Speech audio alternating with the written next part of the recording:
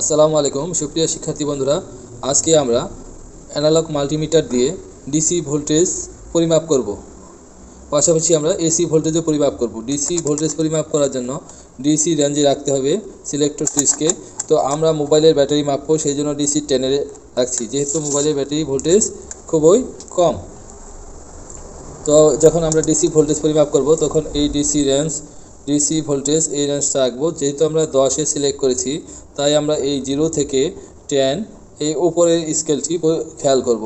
তো তাহলে মাপা যাক। এটা হলো আমাদের ব্যাটারি।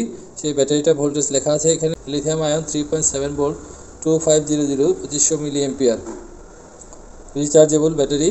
এটির ম্যাক্সিমাম চার্জিং ভোল্টেজ 4.2, পজিটিভ দেওয়া আছে, আরেকটি নেগেটিভ। তো আমরা এই পজিটিভে মিটারের প্রোবে লাল প্রোবটি ধরব এবং নেগেটিভে কালো প্রোবটি ধরব। তাহলে এখানে মান দেখা যাবে, মানটা আমরা হিসাব করে নেব। তাহলে এই লাল প্রোবে আমরা পজিটিভ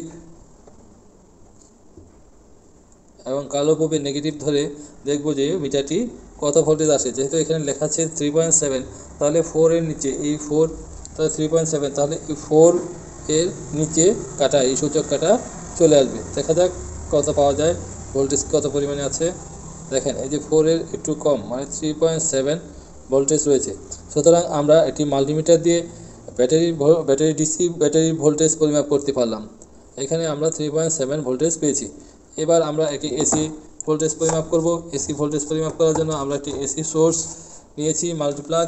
সেই মাল্টিপ্লাগে আমরা সাপ্লাই দিয়েছি। এখন আমরা এই মিটারটিকে যদি এখানে রেখে মাপি, মিটারটি নষ্ট হয়ে যাবে।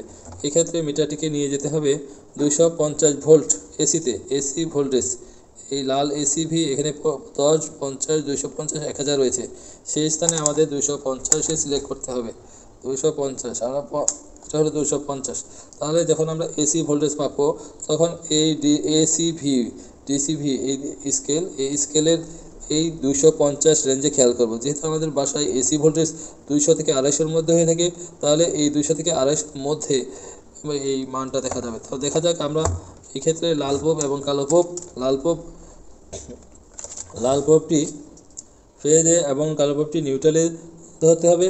তবে এসির ক্ষেত্রে উল্টো পাল্টো হলে কোনো সমস্যা নাই। দেখা যাক কত মান পাওয়া যায়, একটু মিটারে খেয়াল করেন।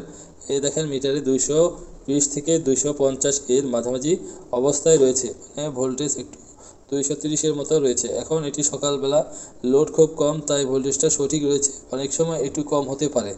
তো আমরা শিখতে পারলাম কিভাবে, এটা যদি আমরা উল্টিয়ে ধরি তবু কিন্তু দেখা যায় একই মান দেখাচ্ছে এসির ক্ষেত্রে।